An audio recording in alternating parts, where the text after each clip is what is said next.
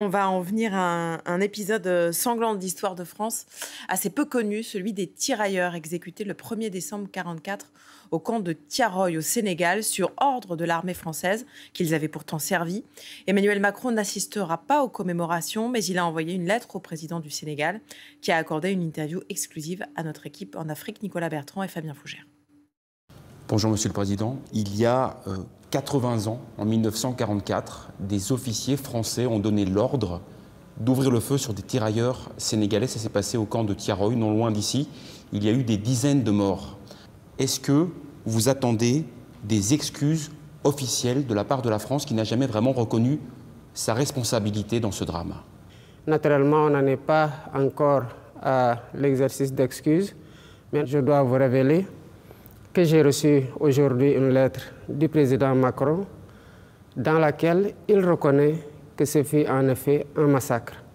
Ce pas consistant à reconnaître que c'est un massacre doit ouvrir la porte à une collaboration parfaite pour la manifestation de toute la vérité sur ce douloureux événement de Tiaroy.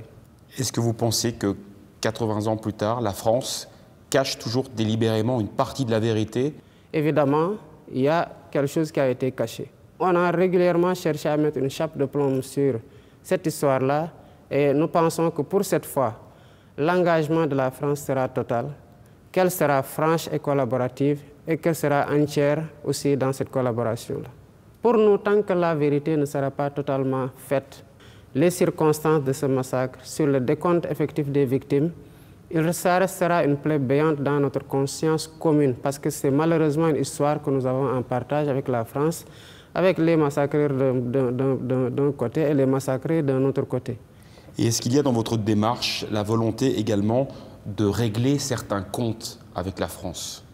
Je n'ai pas de compte à régler avec la France. Je crois que c'est nous qui aurions, Africains, depuis longtemps, commémoré cet événement. C'est un événement important dans l'histoire des peuples africains.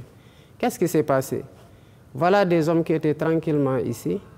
Il y a eu des guerres de l'autre côté. On est venu les prendre de gré ou de force. On les a amenés combattre dans des conditions extrêmement difficiles. Et la reconnaissance qui devait suivre n'a pas suivi depuis 80 ans. On les a rapatriés ici et quand il s'est agi pour eux de demander des pécules pour entrer tranquillement auprès de leur famille, ils ont reçu des balles en retour. C'est ce qui s'est passé.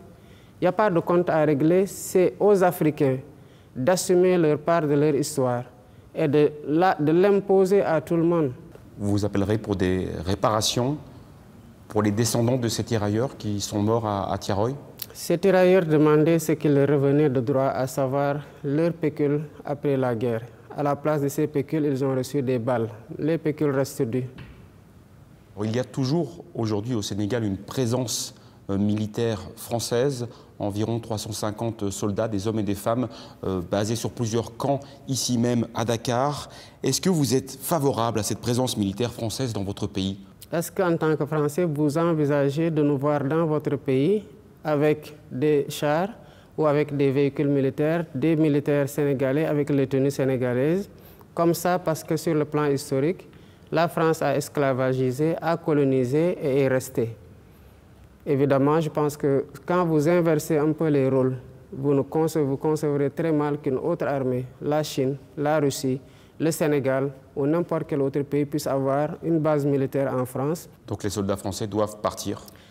Il n'y a pas encore de délai de rigueur par rapport à ça et si ça doit être fait, cela sera dit aux autorités françaises qui en auront la primeur et suivant les calendriers établis. De manière générale, quel est l'état de la relation entre la France et le Sénégal aujourd'hui? Vous avez parlé plusieurs fois d'une nouvelle impulsion qui était nécessaire, mais on a l'impression qu'il y a surtout beaucoup de méfiance. Même pas, la France reste un partenaire privilégié, comme je l'ai dit. Rien n'a changé depuis que je suis arrivé, de toute façon, sur ce rapport, parce que le Sénégal, de tout le temps, a été un pays ouvert. Nous sommes devenus aussi plus offensifs dans la conquête d'autres partenariats et dans la diversification de ces partenariats. Nous nous ouvrons à l'Asie, nous nous ouvrons au Moyen-Orient, nous nous ouvrons aux pays du Sud et nous nous ouvrons davantage aux pays occidentaux avec lesquels, de façon générale, nous avons des relations privilégiées. Évidemment, la France, elle doit comprendre que l'environnement est devenu beaucoup plus concurrentiel que par le passé. Elle doit offrir plus et offrir mieux pour s'imposer dans le cadre d'appels d'offres qui sont très ouverts et dans lesquels la mise en concurrence consiste pour nous à rechercher le meilleur partenariat au bénéfice du peuple sénégalais.